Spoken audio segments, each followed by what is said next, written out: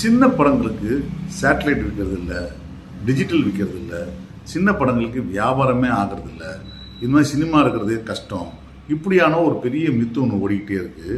அந்த மித்தெல்லாம் தாண்டி சில படங்கள் நல்ல படங்களாக இருக்கிற பட்சத்தில் அது விற்பனையும் ஆகுது.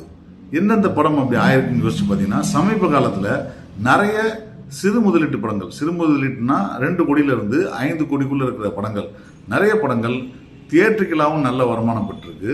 அதே நேரத்தில் வியாபாரமாகவும் அந்த படம் படம் ரிலீஸுக்கு முன்னாடியே வியாபாரமாகவும் அது லாபகரமாக வந்திருக்குது. ஸோ அதற்கு ஒரு உதாரணமாக நம்ம எடுத்துப்போம். இப்போ சமீபத்தில் வந்த இந்த வாரத்தில் வந்த 2 படங்களை பற்றி எடுத்துப்போம். இந்த 2 படமும் கமர்ஷியலாக வெற்றியான படம் தான்.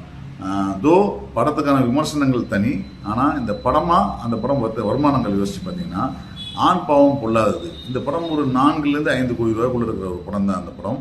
இந்த படத்துடைய படம் ரிலீஸுக்கு முன்னாடியே சேட்டலைட் அண்ட் டிஜிட்டலில் ஹாட் ஸ்டார் வாங்கிட்டாங்க. ஸோ அது வாங்கினும் போதே அவங்களுடைய இன்வெஸ்ட்மெண்ட் அமௌண்ட் கிட்டத்தட்ட கவர் ஆகி ஒரு லாபத்தில் இருக்கும்போது இந்த படம் மற்ற எஃப்எம்எஸ் இருக்குது, மற்ற ரைட்ஸ் இருக்குது, இதெல்லாம் விற்கிறது போக இந்த படம் பார்த்திங்கன்னா கிட்டத்தட்ட தியேட்டரில் மட்டுமே நேற்று வரை 13 கோடி ரூபா கிட்ட கிராஸ் பண்ணியிருக்கு.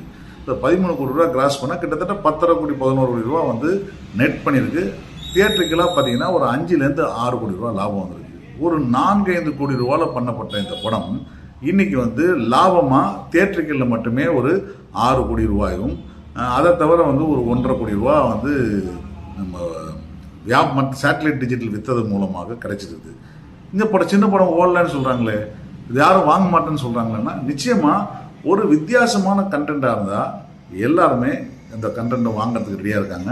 அதே போல் ஒரு நியாயமான விலைக்கு வந்தாலும் கண்டிப்பாக அது இப்போ நிறைய படங்கள் வியாபாரமாகாமல் இருக்கிறதுக்கான காரணங்கள் என்ன, ஒன்று இவங்க நிறைய செலவு பண்ணிவிட்டு அந்த செலவை ஓடிடியில் விற்று தான் கம்பாய்க்கணும்னு பார்க்குறாங்க. அது ஆர்டிஸ்ட் இருக்காது, கதை புதுசாக இருக்காது. ஆனால் இந்த படங்கள்லாம் கொஞ்சம் வித்தியாசமாகவும் என்டர்டெயின்மெண்ட்டாக இருக்கிறதுனால ஆண் பாவம் பொல்லாது கமர்ஷியலாகவும் வியாபாரமாகவும் 2 பக்கத்துலையுமே இந்த படம் வெற்றி படமாகி கிட்டத்தட்ட இன்வெஸ்ட்மெண்ட்டுக்கு மேலேயே இந்த படம் டபுள் த அமௌண்ட் சம்பாதிச்சிருக்கின்றது சாதாரண விஷயம் இல்லை, ரொம்ப முக்கியமான விஷயம். So content is always king.